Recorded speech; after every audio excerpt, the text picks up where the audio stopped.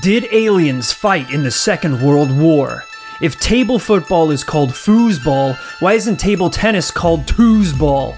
All of these questions you can find the answer to on This Paranormal Life. Welcome back, everyone, to This Paranormal Life, Heyo. The paranormal podcast hosted by myself, Rory Powers, and this guy over here, Kit Greer. Konbanwa. Now, if you haven't listened to the show before, every single week we investigate a brand new paranormal claim or tale or beast and come to a conclusion, usually within the hour, if it is paranormal or not. Sometimes we start filibustering, which it goes into sort of constitutional shutdown. Yeah, we have to keep rolling and for talk, basically. days on end. Some days we just go for days on end.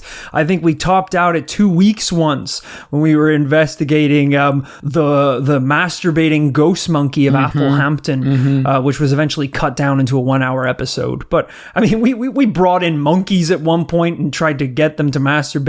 We got bananas, filled out the whole place with bamboo trees. It was a very extensive case. Best believe that it's due to sleep deprivation at the end of 2 weeks. We thought we were masturbating ghost monkeys. Who wouldn't at that point? And I hope that we bring that level of dedication to today's case, Kit. Of course. Maybe not the masturbating, but this is a case that is a very popular case, and I'm very glad that we're finally getting to investigate it. Oh. I think it's time we just dive right into it. Anna Elizabeth Michel was born on the 21st of September 1952 in West Germany. Her family were super religious. We're talking mass twice a week. Twice a week? Holy water in the Cheerios. Prayers every morning and night. Oh my God. Real religious types. For years, Anneliese, Michel, her three sisters, and her parents lived in peace, leading a normal family life. It was the 50s. Everyone was probably pretty religious. Having a great normal life. Of course. That is until Anneliese turned 16. One day in 1968, she discovered rock and roll. It was the end of her. She discovered Kiss. She started worshipping Satan twice a week, putting devil water on the Cheerios. Demon water, which is beer, by the way. Started calling them Beerios, offering them up to the other kids in school. Terrible influence. You're so anarchic, but you still love Cheerios? Well, one day in 1968, Michelle was at school, sitting obediently, listening to the teacher talk about math or whatever they taught in the school in the 1960s, when all of a sudden, her vision began to narrow and darkness began to flood the room. Out of nowhere, she blacked out. Too many Beerios that morning. Later that same day, Anneliese Michel got into bed, ready to put everything behind her. But the Sandman would not come for her this night, unless that is the name of a demon. Michel described a night of horrible paralysis, suffocation, as if something was sitting on her chest, pinning her to the bed. So this is after passing out in class? Yes. Wow, okay. Not two things you want to have back to back. You need to get some rest. You don't need to be seeing demons. That's not going to help the situation. No. What you need to put your feet up and have an ice cold bowl of Beerios. Now, it would be another year before these problems would resurface. In 1969, these strange episodes started to repeat. Her mother was extremely worried about her, so she took her to a neurologist named Dr. Siegfried Luthi. A very smart move to get a man of science involved. Before we hop straight into Paranormal Town. Well, Dr. Luthi diagnosed Michelle with probable epilepsy, but because of the infrequency of the attacks, he didn't prescribe any medication. Okay, but pretty dangerous. Very dangerous and very bold. And bad, I think? Probably. I don't know if necessarily doctors living today and working today would make no prescription at all for someone who's having epileptic fits. Well, Michelle didn't get anything. She got 200 cc's of man the up. So she pushed on with life, coping as best as she could at school. Jesus, so cruel. Her classmates would later describe her as, quote, a very pleasant girl, but also withdrawn and very religious. She's withdrawn because her vision is blacking out as we speak. That would isolate anyone, I think. She can't see you out of the corner of her vision. A demon slept on her last night. She doesn't want to play tag in the playground. If I get 7 hours sleep, I'm grumpy as walk for 2 days. If I had a demon sleeping on my chest, I mean, my God. With his bony demon ass, he's gonna drive you crazy. You know he doesn't have any cushion. Of course he doesn't. He's all bones.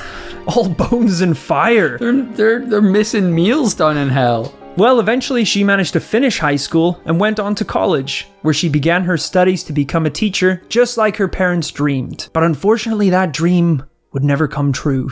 Oh. June 3rd, 1970, Michel suffered another night seizure. This one was bad. So her parents brought her to a neurologist to get an EEG, which I researched and found out it was an Why are you making this up, bro? I thought you researched palogram. it. Okay. An electroencephalogram. When the results came back in, doctors noticed what they called abnormal brain waves. Something was definitely wrong with Michel. So the neurologist prescribed, another long word here, so stick with me, brother, not making this up on the spot. Sure. Anticonvulsant medication. Okay, that makes sense. Well, a convulsion is whenever you have a fit, a seizure. Right. So this is anticonvulsant. That sounds kind of sensible. That makes a lot of sense. And this is a doctor in the 1970s. They probably should have given her something like this the first time around. I think I knew one person who got some sort of anticonvulsant medication because they smoked so much weed that they broke some part of their brain, apparently. My God. Yeah. How much weed does that have to be? A lot. You have to be Obviously. borderline eating it at that point, I think. I thought the antidote for too much weed was just a beer to calm you down. And that's why you're not a general practitioner, probably. A beer and a bag of Cheetos. Take this, take two of these and see me in the morning. Hard cut to you as a GP going, oh, was it beer before... No, liquor before beer, never fear. Just writing out on a pad, prescribing a JD and a 6-pack of Carling. Now, these anticonvulsant pills might have been a bag of Skittles, because things only got worse. No! Around a week later is when Michel saw her first demon. What? One night, while praying in her room before bed, in the darkness, she saw an enormous, grimacing, horrible face looking... You're laughing. I mean, like, look, there's a lot of people out there who enjoy praying. There's a lot of personal and spiritual benefit. A lot of people out there in society today, though the atheists out there, are skeptical of prayer. Sure, those bastards. I'm not saying I agree with them. Enjoy hell, but you heathens. If you're praying and mid-prayer a demon visits you, something's not right. It's doing something wrong. What way are you facing? Are you looking straight down? Because I don't know a whole lot about prayers. Is direction a part of it? If it's like a beam, yeah. If you have to go on your knees and look up. Yeah. Don't look down. That's where the bad guy is. If you're seeing a demon during your prayers, at least stop. Yeah. Don't start swearing legions, because there's some miscommunication going on. And you need that to be clarified before you start saying... Be neutral. Yeah, be very neutral. Well, before she could even get a good look at it, the thing disappeared in the night. Okay. The doctors believe this could be a side effect of her condition, but her parents believed this could be something much, much worse. And I hear what you're saying, Kit. Rory doesn't... I didn't say anything, but... You said, Rory... That doesn't sound that paranormal. I mean, who hasn't seen the face of the devil now and again? That actually was what I was thinking. Fair play. You know, you see it at the bottom of a glass of whiskey. You see it in your poker cards. You see it on Christmas Day when you're naked, looking at your own reflection in the mirror. All right? I've seen the devil, all right? Yeah. He's got blonde hair, blue eyes, and a paranormal podcast. Got blonde hair, blue eyes, $1 million smile, and black soulless pits where eyes should be. It's not that crazy a thing. We've all seen demons before. But things were a little worse for Anneliese Michel. She began to see demonic horned faces non-stop. This isn't good. she would complain about a horrible stench that only she could smell that apparently smelled like burnt shit. Well, she said feces, but for emphasis, I said shit. And late at night, she could hear knocking on her bedroom door, to which her parents responded, "Anneliese, you're just dreaming. No one's knocking on your door." However, her parents were surprised when her sisters said they'd also heard the knocking. This isn't good. It's just going down. It's going downhill. This is bad. This is the part in the horror movie where you're like, you move house. Yeah. Get to a completely different, change the physical state, change the mental state. Start swapping it up. Go on a little beach retreat. Go for a paddle in the sea. There's no demons there, probably. This is the point where you're 25 minutes into a horror film, rated 18, but no one has sworn yet, and you haven't seen anything bad. Right. You know it's about to pop off. Right. At this point, Anneliese's mother, Anna, was convinced that her daughter was fully possessed by demons. Which the accusation probably doesn't help. No, But, if your mother is screaming at you that you are basically a car for demons, that's gonna sink itself, I think, into your subconscious. You literal Uber X for demons. You Lyft for goblins.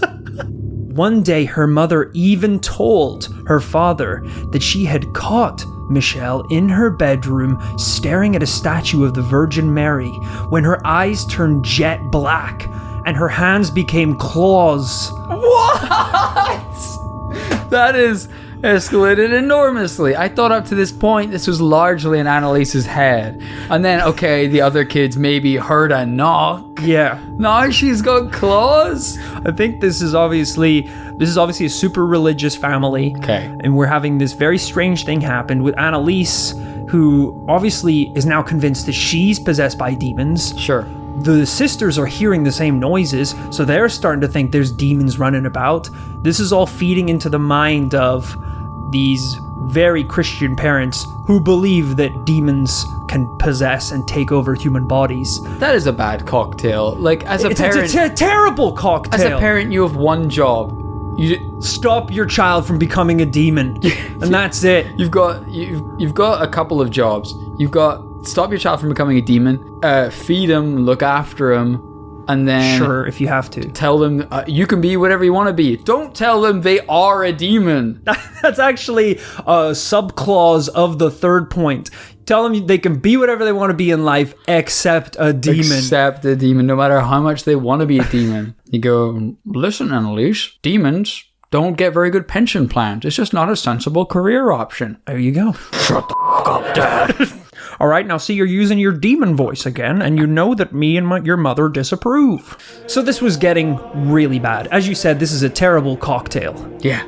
To try and fight back the resident demons, the family decided to take Anneliese to a saint shrine, a holy place where you can pray and drink holy water and juice. Do people drink holy water? I don't think so. Okay, I didn't think so. Good. I think it's more put it on you. Just drink the juice. Yeah, just drink the holy juice. No, not the just regular juice. Oh, just the regular juice? Yeah. But if it's in a church, does that make it regular juice or holy juice? It's regular juice. Can any liquid be holy? I think holy water. Can I have a holy Monster energy drink that revitalizes me with the power of God? Why would you need to revitalize with anything other than the Holy Spirit?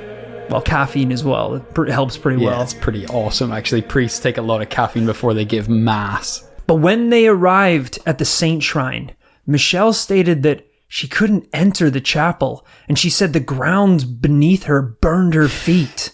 Burned her hooves, I mean feet. Her clackety hooves were painful on the pavement.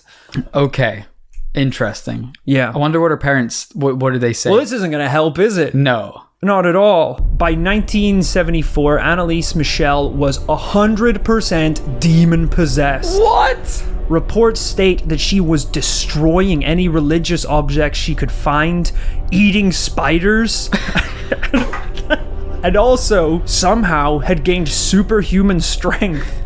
Presumably not from eating spiders. I don't know. There's absolutely... How many spiders have you eaten? There's no nutritional value. You see what they did to Tom Holland? And that bastard just got stung. If he had eaten spiders, he'd be like Superman. He was a skinny bitch for most of his life. So they got the Spider-Man contract. Now he's a hero. Are we to believe he didn't eat spiders to get there? Apparently she would throw her sisters around the room like rag dolls.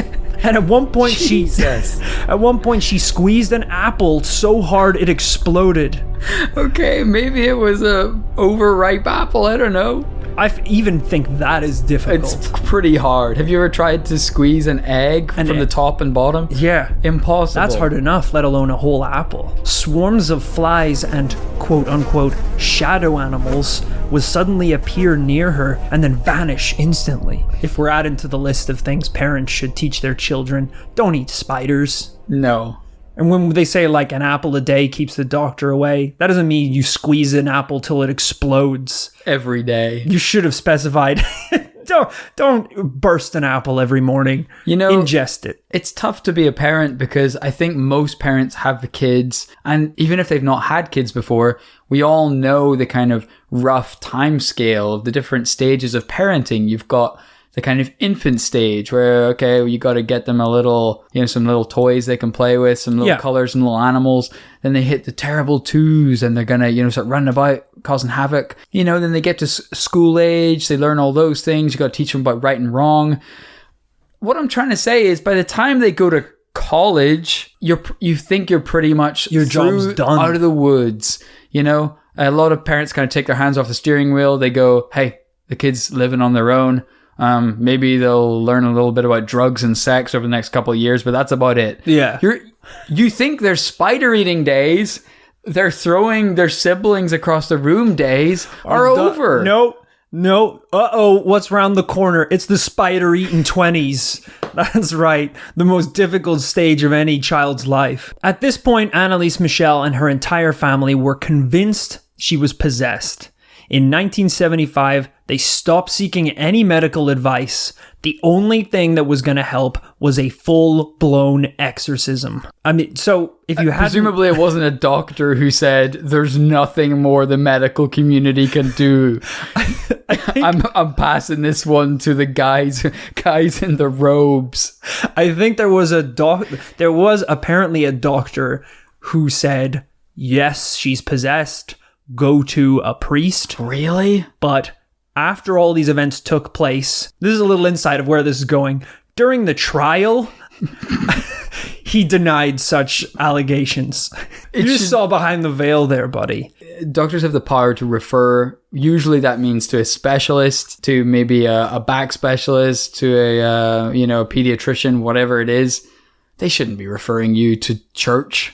No, I don't think. I mean, that kind of goes against their profession and what they've studied, is that the human body can be understood from a scientific point of view. I guess it has to be real bad if the doctor's like, F it, go to a wizard. I don't know what's going on in there. This is beyond my pay grade. If you hadn't guessed it already, the events that we're talking about eventually became the film called The Exorcism of Emily Rose. Oh. Yeah. Interesting. This is one of the most famous exorcism cases of all time. I mean, presumably I haven't seen this movie because this case doesn't sound familiar. Had you seen it? No, I haven't. But I do know that it is very popular. Mm-hmm. I think the film is mostly based around the court case that followed the incident. Right. Not necessarily so much on the exorcism. But this is definitely one of the most famous films based around an exorcism. And then obviously made this one of the most famous exorcism cases for a number of different reasons, which we will discover moving forward. Well, the family consulted with priests and bishops, and eventually they decided a man named Father Renz would help them exorcise the demons out of Anneliese Michel. This was a horrible experience because we're not talking about a quick hold the cross, power of Christ compels you, bada bing, bada boom, demons explode. Yeah, textbook, $9.95 exorcism. You get a free snack afterwards. Yeah. It's like giving blood. They give you a lemonade and a cookie. Yeah, the gritty, real world version of an exorcism is that these went on for around a year. What? We're talking up to 2 times a week. How much are these guys getting paid? Too much. Way too much. There was screaming, biting, vomiting, demon voices. Anneliese would try and escape and bite people.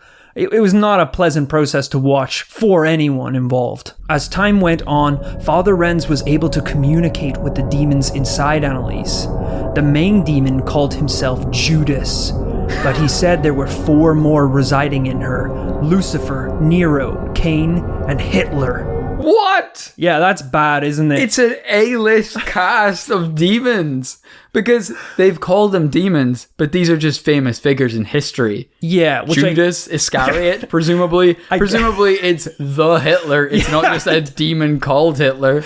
Yeah, I think the implication here is that these are bad people who died and became... That's maybe how you become a demon. Is they're in hell and now they've possessed this woman. Can you imagine them breaking the news, just going, the parents are like, so you made contact, so how bad is it? Well, I regret to inform you that Judas isn't your little girl. Judas is inside. Oh my God, holy shit. The person who betrayed Jesus? God. Like, it literally can't be any worse. You would think so. You really would. You really would. What? There's more? Hitler's in there too. What? Also, Lucifer, who I think is the devil. The granddaddy. The actual devil himself, king of hell. That's pretty bad as well. It's like some sort of sick tag team match where these demons are bringing in the entourage. Yeah, like I don't know who Nero and Cain are, but you best bet there's some sick motherfuckers.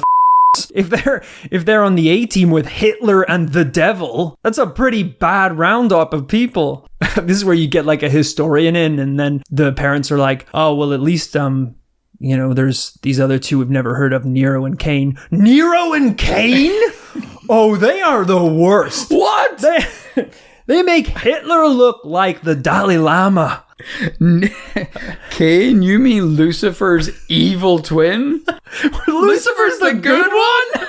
When people die in hell, they go to Cain's hell. It's 1 foot lower. They go to Neroville. This is not what you wanted to hear. 1 demon is bad enough, let alone the A-list of demons. The strangest part was, Anneliese eventually mentioned another demon by the name of Fleischmann, who she claimed was a fallen priest who had become a demon for his sins.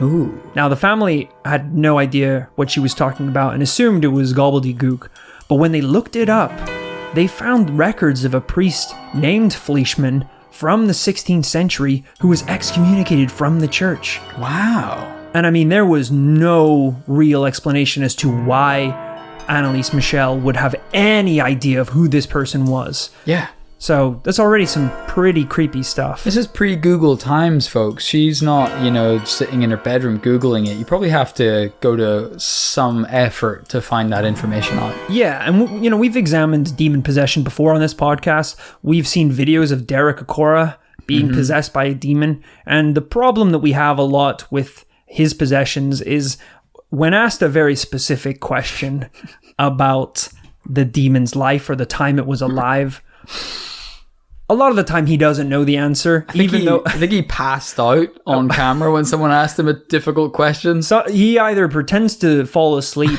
or just yell at the people asking the question. Whereas Anneliese Michel is mentioning very specific people from history of which she should have no knowledge of at all. Absolutely. Well, occultworld.com said, on October 31st, 1975, the exorcists believed that they had achieved complete success and expelled the 6 demons one by one. But just when they thought the ordeal was over, a new demon announced itself with a growl. It identified itself only as I, and said that it had been secretly lurking in Anneliese all along. The demon told Father Renz that they, meaning the other demons, had, quote, really pulled a fast one on you. What? However, not much later, Father Renz was able to goad the demon into admitting that it was just Judas, who apparently returned immediately after being exorcised the first time. That's a very Judas thing to do. So we should have seen that coming. It's very in character for a demon to lie. So this all makes total sense to me. In January 1976, Anneliese told her family that her trial and suffering would end in July, 7 months away. Whoa. So in the meantime, the family pushed on with the exorcisms. Now, it's worth mentioning, actually, that Father Renz recorded the audio from 42 of the exorcisms. You can pretty easily find the audio online and listen to the recordings, but after some deliberation, I've decided actually not to play them on the podcast because, one, they're all in German, I believe, so it's quite difficult to understand exactly what they're saying in any of them. And two, they are genuinely quite terrifying. Fair enough. These are the actual audio recordings from a woman who was having demons prayed out of her body for the better part of a year. It's pretty disturbing stuff. It's disturbing stuff, and I don't really want to make light of it. So I will say, if you're enjoying the case and you want to listen to the recordings, I mean, they're super interesting. You can find them online. I definitely recommend it if you want to find out more about the case. I gotta say, these guys took over a year at this. 42 successive successions of exorcism. Mm-hmm. Normally, if I try something once or twice and it doesn't work, I give up. Like if I'm trying out like a new cake recipe and I f it up once or twice and the cake doesn't really turn out right, I'll usually quit and maybe eat something else. Rather than spend a year trying to bake this cake. Rather than spend a year meticulously working out the recipe. At what point in 42 sessions did they never think this isn't working? Well, I mean, we're looking at this incident as a whole right now. When you break it down into the month by month, maybe 1 month they got rid of one demon. Maybe the next month they're like, we're down to 3 now. Right. A couple months later, oh, Judas is back. We got to get rid of him again. Psych. It was Hitler the whole time. Jesus. I think there's like been a process of eliminating demons. They feel like they've been whittling it down and making progress. It's like when you're battling the Elite Four in Pokemon or something, and you think you're like one hit away from completing the goddamn game, and then they drink a big ass health potion. Yeah. Oh god. And then you finally beat the last demon, aka Elite Four member, and you're like, well, I'm the leader now. Not so fast, you son of a bitch. Gary Oak is here. Now you gotta fight this guy. AKA Judas himself. It never ends. You're right. That was a great analogy, by the way. Fantastic. In the end, Anneliese Michel went through 67 exorcisms, some lasting up to 4 hours long. Despite her terrible health, she was asked repeatedly whether she wanted to see a doctor, but she said, quote, "There is nothing a doctor can do for me." I don't think she's in the best position place to make that call. Yeah, I think that's clear. Because even if you do think she's possessed by a demon, that's what the demon would say. The demon's not going to go, yeah, actually, I need a glass of water and a sit down. The demon's going to be like, pour flames into my mouth hole. The demon's like, it's honestly been great sparring with you every day, Keith. I'll see you same time tomorrow. Same place, same time. Round 2. Let's go. On the morning of July 1st, 1976, Anneliese Michel passed away in her sleep. Just like the demons predicted, the 1st of July. Really? Yeah. Damn, I forgot that bit. Yeah. She had said around Christmas time that all the trials and suffering would be over in July, and the family had waited until July, and the morning of the 1st of July, she passed away in her sleep. Is that for real? That's insane. Yeah. Presumably they thought that was the end of the possession. That the demons would go out of her, yeah. But the sick plot twist was that she passed away. Just passed away, yeah. Well, after word got out and the story spread, Father Renz and Anneliese's parents were immediately arrested. Of course. And charged with negligent homicide. Essentially stating that Anneliese, despite refusing to eat and claiming that she didn't need a doctor, was, as we said, in no way mentally stable enough to make these decisions, and should have been brought to a hospital immediately. While awaiting the results of the trial, an autopsy of the body revealed some strange results. Firstly, the autopsy showed that Anneliese Michel eventually died of starvation, but the body wasn't covered in sores as it typically would be. Also, her brain showed no signs of damage characteristic of epileptic seizures. Not to mention, the family had 42 audio recordings of the exorcisms, which they played at the trial to prove unequivocally that their daughter was beyond a doubt possessed by demons. Long story short, they all went to jail. Of course.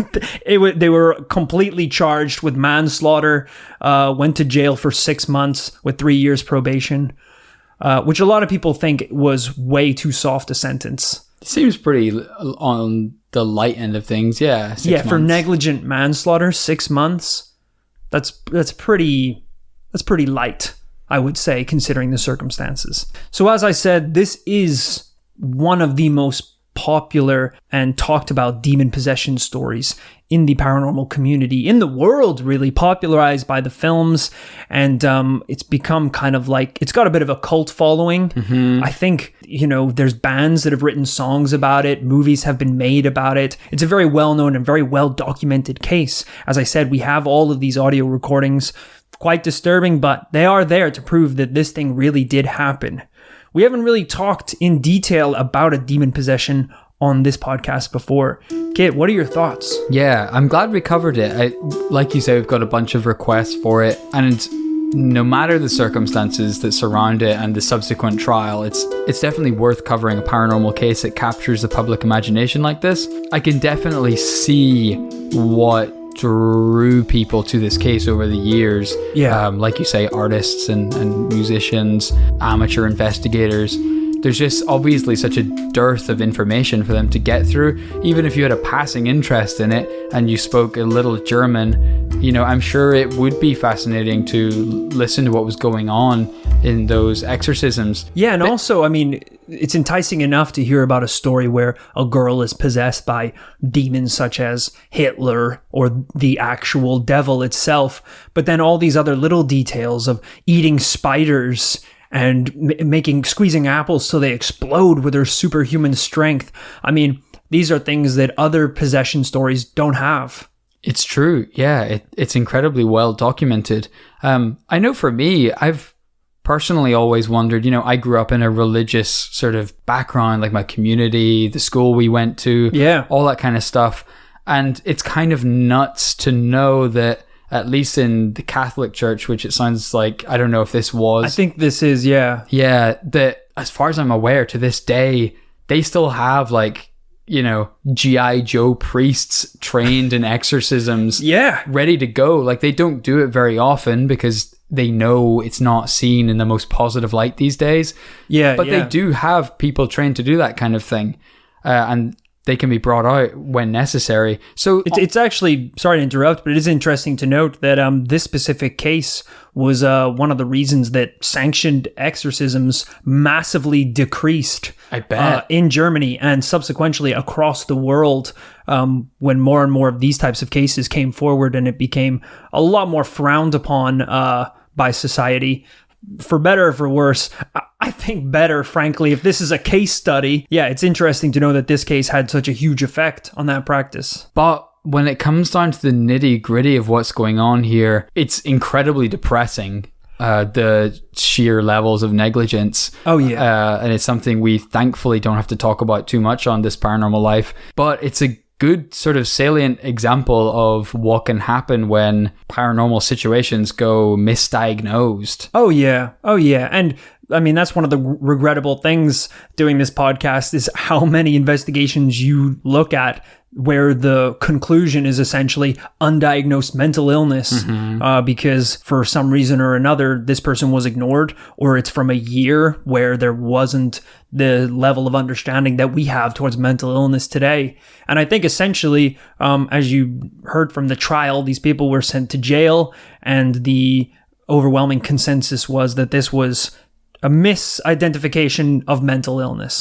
This is someone who is obviously suffering with possibly schizophrenia, epilepsy, but had it wrapped around this hyper-religious family and their beliefs, which obviously, if you go through 67 exorcisms, if you do that to me, I'm gonna think I'm possessed. If anyone goes through that and have their parents telling them you are a demon, you are a vehicle for demons, 24/7, especially if you're mentally ill, you're gonna start believing that. It also reminds me of a super interesting study I heard about one time, specifically to do with schizophrenia. And one of the symptoms of schizophrenia is that you experience voices in your head, kind of like a split personality thing, that you hear the thoughts that you attribute to someone else. But this study focused on, do all schizophrenic patients globally hear the same things? And it turns out apparently not. Apparently it depends entirely on what culture you were brought up in, what your childhood was like, all of those things. And people from, say, particularly religious backgrounds, they're gonna hear things to do with religion, damnation, or they're gonna think they're hearing from Jesus himself. But if you go to India, they obviously don't think they're hearing Jesus. They put it in the context of their culture. Yeah. You go to Africa, they put it in the context of their local religion, their local belief system. I mean, that'd be really weird if everyone just heard Jesus. That would prove a lot of points for one church for sure. Yeah, that would definitely be a full investigation. I don't think I'd just tag that on the end of this one. Yeah, I mean, at least it would be somewhat expected. Definitely a lot less weird than if everyone heard, say, Krampus or something like that. Yeah, or Hitler. But you can definitely see how that would slot into a story like this, where from the very beginning, Anneliese, Michel, and her parents were immediately framing anything that went wrong with her in religious terms. Yeah. So it unfortunately feeds into this tragic event, but we can definitely see how that religious framework was not necessarily helpful. Absolutely not. I think it goes without saying we're both on the same page for this week. This is a no right here. This is a no, guys. This is a textbook no. It's a bad case. It is an interesting one. As I said, if you want to, you can check out the tapes and recordings online of the exorcisms itself. But unfortunately, this week is a double no. But super interesting stories. There's, a couple more possession stories I definitely think we should check out eventually, like the Enfield haunting. Of course. I mean, we're not even far from that. I know. We keep saying it. We've been saying it for ages, but we got to check it out. We definitely do. What an episode. Thank you so much for joining us, folks. I hope you enjoyed this week's episode of This Paranormal Life. If you enjoyed listening to this week's episode, why wouldn't you enjoy seeing an episode live? That is right. We are doing a live investigation in London 2.5 weeks away. Good Lord. I haven't checked. I don't know if there's any tickets left. All I know is they were moving. They were moving, folks. I don't know if I'm even available for the event. The whole thing's a dice roll at this point. But if you do want to see the show live, check it out. All the information is online. It is the 15th of September. Sunday, 15th I can get this right. Sunday, 15th. Don't interrupt me because I'm doing it. The readout. Just get it right. Just get it right. Just spit it out. Sunday, the 16th. No, the 5th. Jesus, the 15th. Man. I got sensitive. I got to get it right. Fine, I got it. People are gonna think it's the wrong date. Right. It's the 15th. Yeah. Monday. No. Sunday. Jesus, sorry. Man. Yeah, I even knew that. Deep down, I knew that. Okay. Well, just know it then. Just know it. 16th. 15th. I'm back at that. Sorry. 15th of Sunday. The 15th of Sunday. Right. People will get September. Glean the information from that. Yeah. September. Those words are right. Yeah. 2020. 2019. No, 2019. This year. It's I knew 2.5 weeks away. How would it be 2020? Jesus Christ, man. I thought it was a leap year. This is the live show 30 minutes in. What date is it? It's the 15th, Sunday, September 2019. And it's gonna be the best night of your lives. So check it out. If you're also interested in joining the Paranormal Secret Society, where all the coolest cats and the paranormal peasants go to chill, you should head over to facebook.com/ I don't know, but somewhere on Facebook you can find This Paranormal Life. It's not complicated. It's facebook.com/ This Paranormal Life. You said it. You can find it there. You can join the secret society where we share memes. We talk about each week's episodes. We just hang out and bask in the glory of the paranormal. And air our grievances about the hosts. We do, relentlessly. And as always, we don't have any sponsors on the show. This show is supported and paid for by you guys and you guys alone. Except this week, where we're proudly sponsored by Chompies, the number one cereal from North Korea. But Chompies has a new partner. That's right. Start your day with Chompies and end your day with Beerios, the only cereal to get you smashed. You start your day strong and end it bong, because Beerios also have some drugs in them. Whoa! That's the toy inside. And we're not talking CBD. We're not talking echinacea, some kind of feel-good hippie drug. We're talking hard shit, folks. We're talking... Didn't we tell you it was from North Korea? Anything goes. There is meth in the Beerios. But it all works out because all you have to do is use your Beerio spoon with a little lighter underneath. Of course. You can melt it down and just have the time of your life, really. It's fantastic. So buy a bowl of Chompies, where every adventure is a day. And also, pick up a bowl of Beerios. Falling off the wagon never tasted so good. That's a damaging slogan. That's offensive to many people. We also get by not just from sponsored content from various North Korean cereal brands, but also from you guys, from your support on Patreon. If you want bonus episodes and all this fantastic content that we can offer you, and we want to offer it to you. So check it out on patreon.com/This Paranormal Life, where the supporters on that site get their names specially shouted out on this podcast. Let's do it right now. Thanks very much to Nathan Marble. They call him Nathan Marble because this dude looks like he was carved out of marble. Whoa. Like an ancient statue. He stands there, chiseled abs, rippling biceps. Fortunately, his dick is also out. It's just out.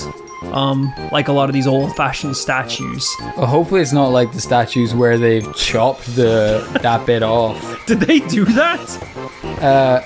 Or was that just moving and handling accidents? I feel like there was no, I'm thinking of the nose. They chopped off the nose, but then they put leaves over the private parts. Yeah. That's very tasteful. So hopefully, Nathan, you got leaves over your privates. Hopefully you still have a nose. And a penis. But thank you for supporting the show, you marble beauty.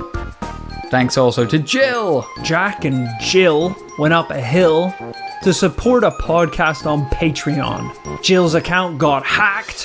Her money was jacked.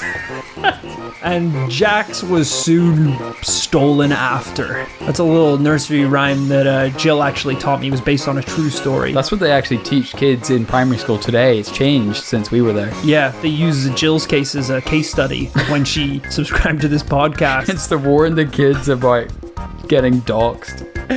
Jill, I'm sorry we took all your money, but thank you for the support. It's not support if we took it.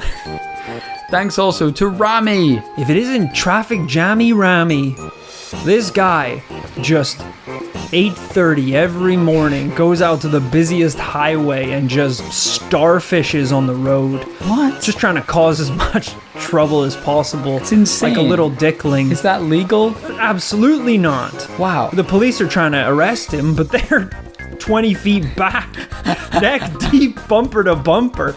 They can't even get to the son of a bitch. It's the perfect it's so crime. Genius. Holy shit. I mean, I don't know why you're doing it, and I don't know how you're making money, but thank you for your support. They went up to him. They were like, "Are you trying to raise awareness for something?" He said, "Nope." Gotta respect that hustle. Thanks, Rami. Thanks also to Emily Anderson.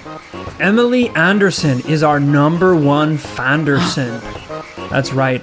She loves the podcast more than anything. She gives more than anyone. I checked out her social profiles. She's selling a vial of your blood on eBay. Really? I don't know how she got it. I wake up a little bit paler and a little bit weaker every day, and I was wondering what was going on. We just thought it was all the beers you've been having lately. Of course. All those late night Beerios. It turns out she's ganking your blood. My blood. Wow. Yeah, which I guess is something a fan would do, but then sell it is pretty weird. Yeah, that would explain the kickback she's been giving us. I guess that's royalties for my own blood. Blood royalties. Wow, well, I mean, hell, if all you need is a little bit of kids' blood to give us a donation every month. Take away. I don't know if I have the authority to say that, but take away. You don't. Suck them dry for all I care. Okay, that's enough. Thanks also to Margaret. Margaret is a shooting star grit. And I mean, that sounds like she's, she's on the right track and she's heading in the right direction.